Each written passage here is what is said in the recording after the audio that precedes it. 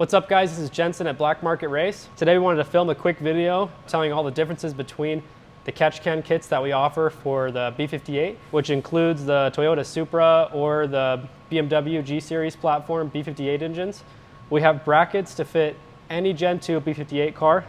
I have all three of them in front of me, and then I also have our catch cans in two different options, one in stealth black and one in raw billet. So let's go over the details and talk about everything that comes with the kit and do a quick breakdown to help you decide exactly what model you need for your car. So this is our bracket for any car that has a top mount turbo kit, which includes BMWs or the Toyota Supra.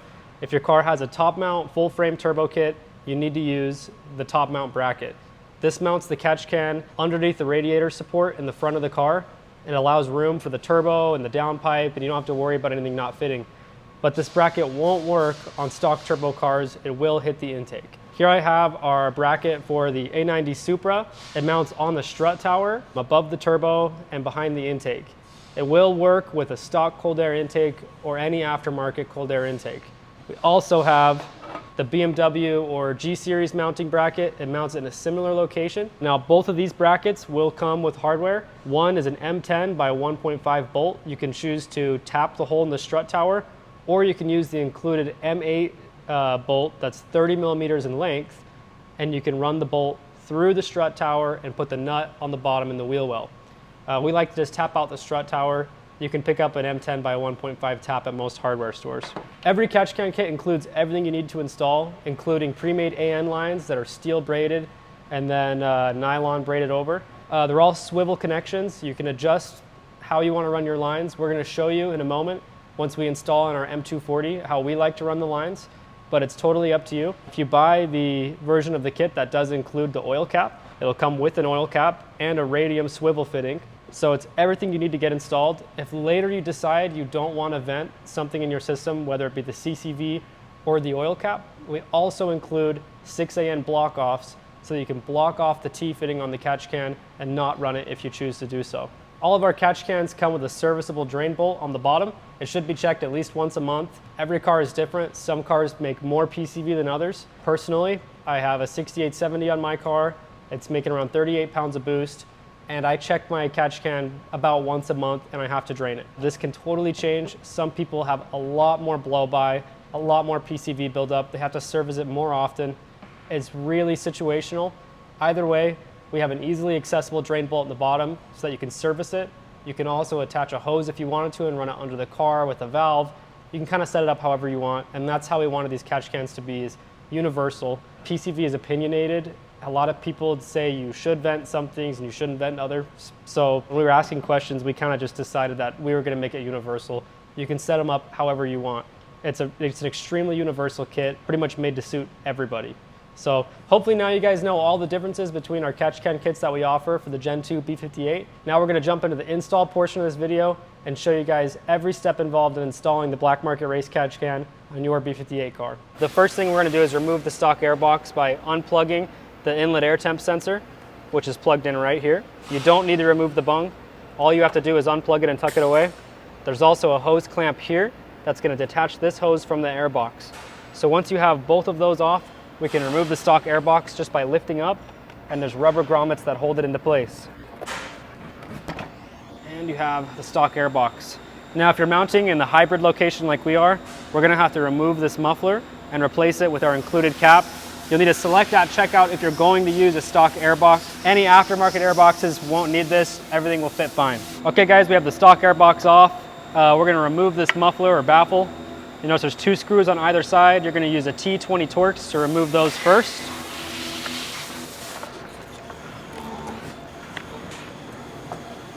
Okay, next you'll notice there's a retaining clip on the top that holds this on and an O-ring that seals it in place.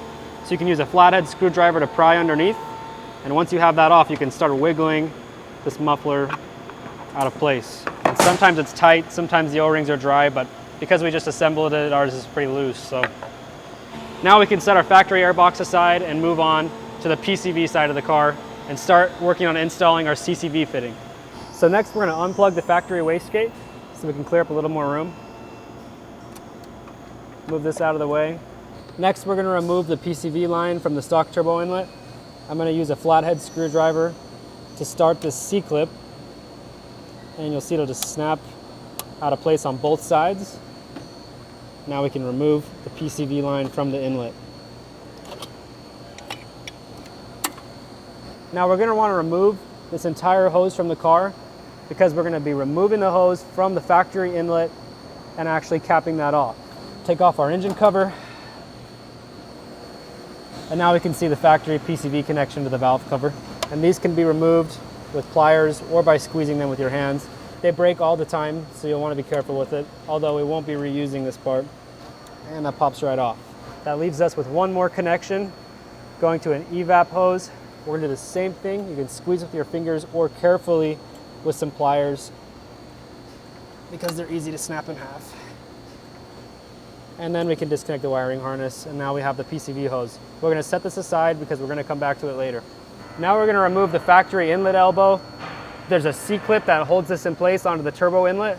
Sometimes you can reach underneath and get it started and pull it right out with your hands to the disconnected position. This one's, there it is. So now it's locked completely out. There is one more connection for the CCV that goes into the intake. It's just below the auxiliary water pump. The same thing, we'll have to squeeze it and pop it off. You'll be able to see that better once you're at that point in the car. And now the whole inlet elbow can be removed from the car. And again, this is the CCV hose that you'll have to disconnect from the stock turbo inlet elbow in order to remove that elbow. And later we're going to completely take off this line because that's where our CCV fitting is going to go into the block. Next, we're going to remove the stock turbo inlet using a T30 Torx driver. There's 3 bolts and they won't come completely out of the intake, so you don't have to worry about dropping them. There's one towards the top of the compressor housing, and then 2 more on the bottom left-hand side and the bottom right-hand side. The one in the back is kind of hard to see, so you can kind of reach around with your fingers to find it and loosen it up.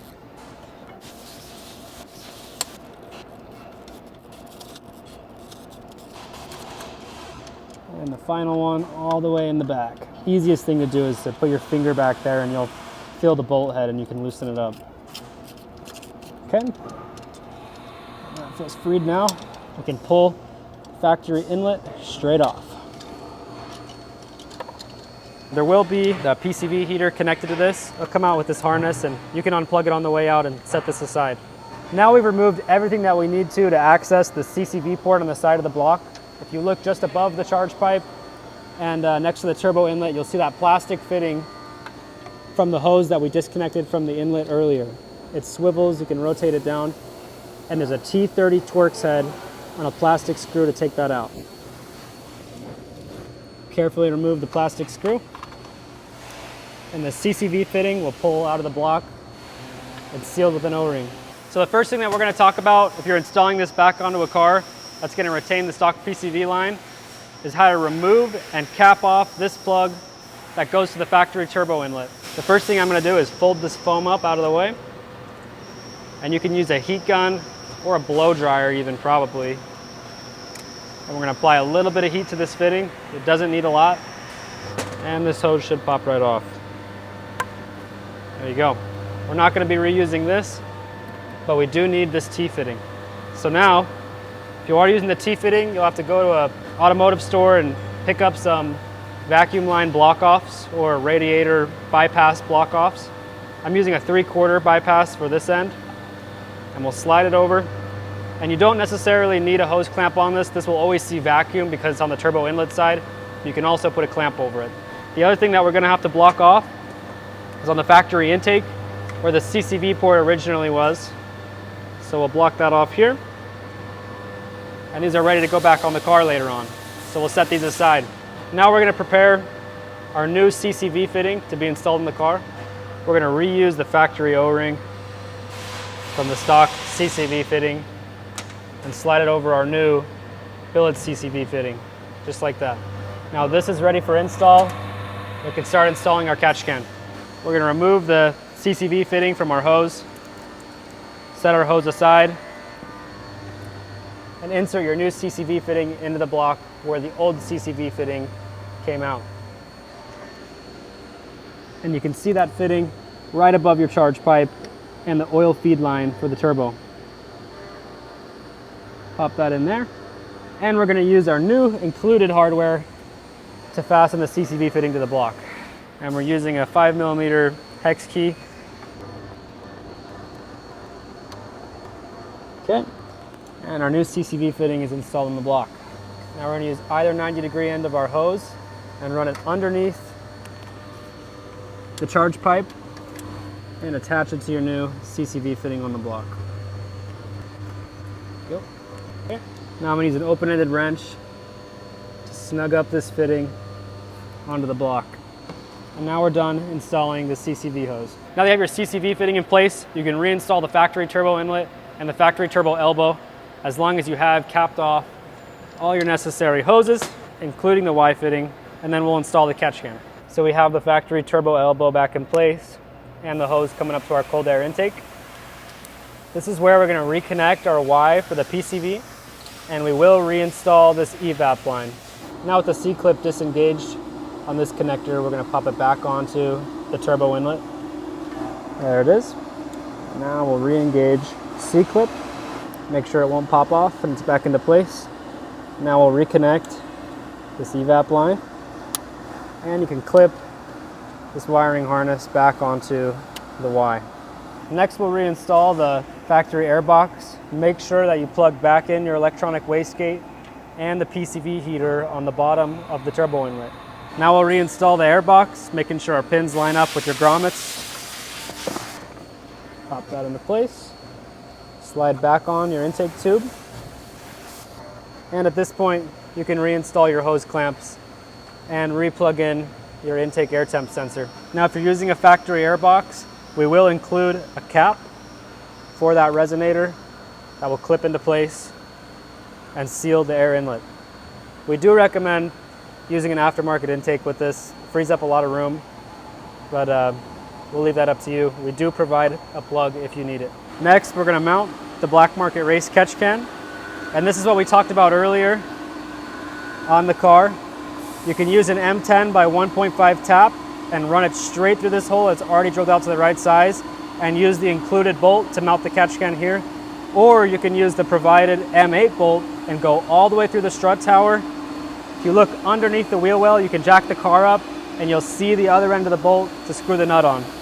We've already tapped out the strut tower on this car, so we're going to use the M10 by 1.5 bolt.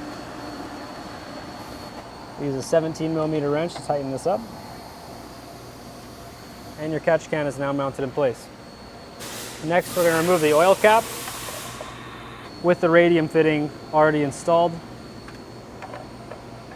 This will rotate and pop into place. Next, we're going to install the oil cap ventilation line. And we'll snug this up. And these lines don't have to be extremely tight to create a good seal. Now we're moving on to the radium PCV fitting. This is going to go right into your factory PCV outlet with an O-ring, snap into place, and then you'll use the included radium collar and M4 screws to tighten on the collar and hold that fitting into place.